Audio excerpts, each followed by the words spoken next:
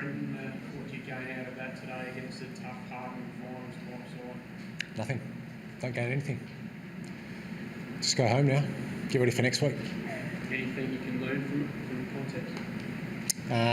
No, we'll certainly review the game like every other game, but we came here expecting to win and we didn't win.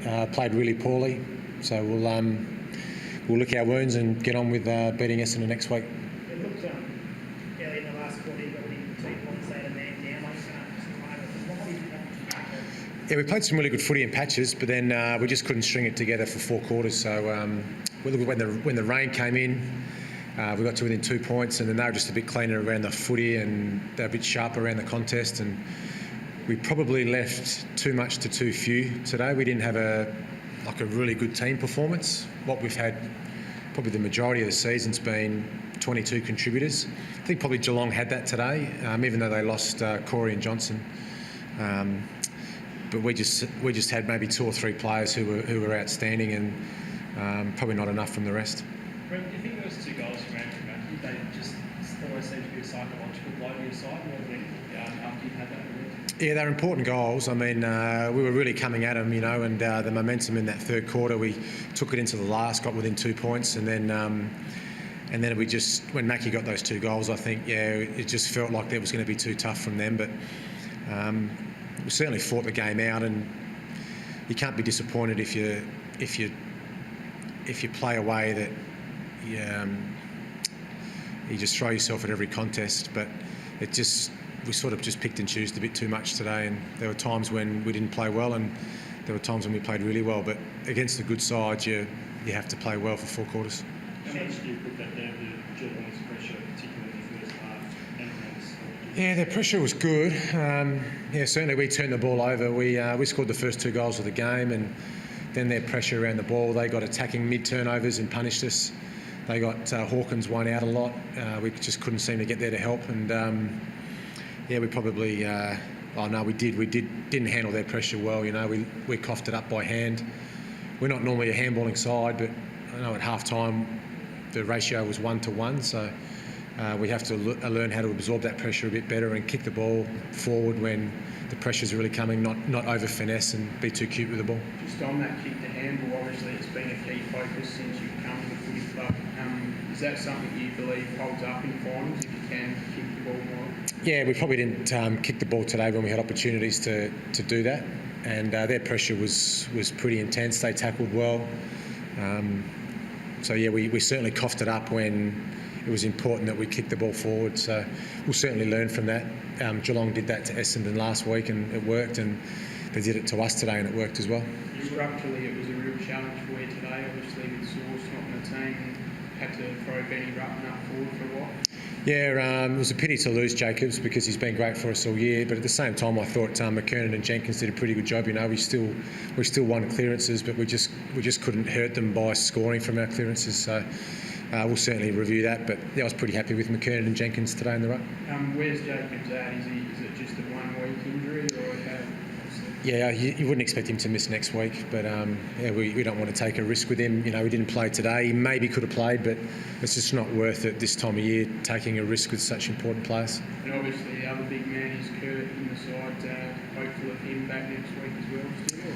Yeah, we'll just sort of take it day by day with Kurt, and we'll have to rely on obviously the medical clearance first. Once we get the medical clearance, we'll sit down with Kurt and put a sort of time frame together about when we think he's going to be back. But hopefully next week, but we're certainly not going to rush him back. I guess it's a real test for your whole big man stocks at the club at the moment with those 2 guys under. Yeah, a little bit. Yeah, it'll be a good test for us. As I said, I think McKernan and also Jenkins were good today. So, but yeah, those boys have just got to keep improving and looking for ways to fight through when you're missing Jacobs and Tippett. Your sub's been running off and you had him playing forward.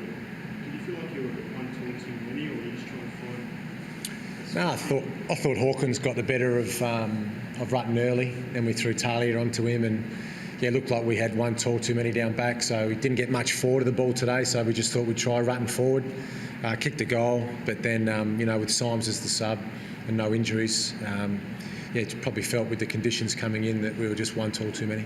Speaking yeah, nasty cork in his thigh, but 8-day break he'll be fine. Patrick, what did you think of the first half? Obviously, that was where Columbus lost the stoppages. What was your take? Yeah, I think the way that we spread from stoppages, particularly early, was poor compared to how Geelong spread. I suppose once they did kick the ball forward, they were first to react, and we were second, and you can't do that against quality sides. Brenton said you learned a lot out of it. Do you think you can take something out of it? You take the very good side. Brenton, I know you probably can't say much about it, but were you disappointed with that by Thompson on Steve Johnson, because it could potentially cost him a few weeks?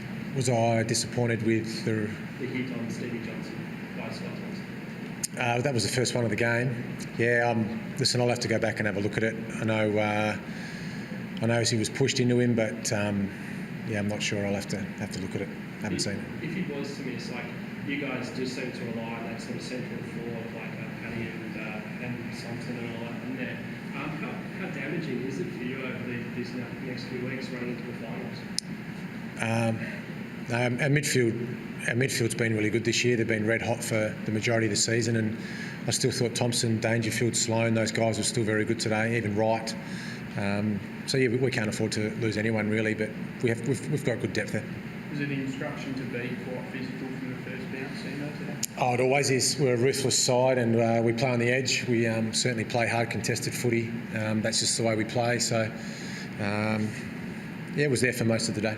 Was it also there to combat, like Geelong had that big 15-minute burst to start last week? Was it also to sort of throw the physical pressure back on them so they didn't try and do the same thing as they did last week? Yeah, it's a focus every week for us to be aggressive and to ensure that we don't lose contested ball. And at times it was there, and at times it wasn't. So we need a consistency of performance, particularly in that area of the ground, that area of the game. So yeah, we'll continue as contested ball and aggressive as being really important to our success. So, how did you feel like he's gone out of the game and sort of putting back a bit? No, he seemed to be, it was probably a little bit of us structurally. We seemed to kick the ball to him a lot when he had 2 or 3 opponents to beat. So at times probably we got sucked too far up the ground, didn't get back enough to provide an even number contest. We thought we changed that in the third quarter and got a better result from it. We went away from it again in the last quarter. Too many players chasing kicks, lost our forward structure, and Geelong just sat back. Mackie kicks 2 goals in the last quarter. Guthrie was sitting back behind the ball. We just had too many players trying to do their own thing, not playing the team way. Was part of that sort of King couldn't lose that number just a result of No, not so much. I think probably the opposition knew that Walker was going to be a bit of a focus for us today, and we probably kicked the ball to him too often when he was sort of 1v3. When we probably should have had players pushing back there to make sure it was even number contest. He's had an outstanding year, obviously, the squad. He's one of the favourites for the Brownlow. It'd be disappointing if he were to get rubbed out from that incident. Yeah, I'd be disappointed if he got rubbed out. I think he'd be fine though. I mean, I think he'd be fine. So you thought it was fair? Listen, I just saw it like everyone else live. I haven't looked at the replays like you guys yet, so we'll have to wait and see. What do you make of Geelong, Brett? Got a long history here. They're obviously building momentum. Yeah, they're a good side. They're gathering momentum. Like you said, they've had 2 good games now. Their pressure on us was very good. They're a difficult side to beat here. But to get within 2 points makes it even harder. Patrick was asked about that goal from you there. Did he actually have a shot? Just trying to keep it long. Thanks, guys. Thanks. Thank you.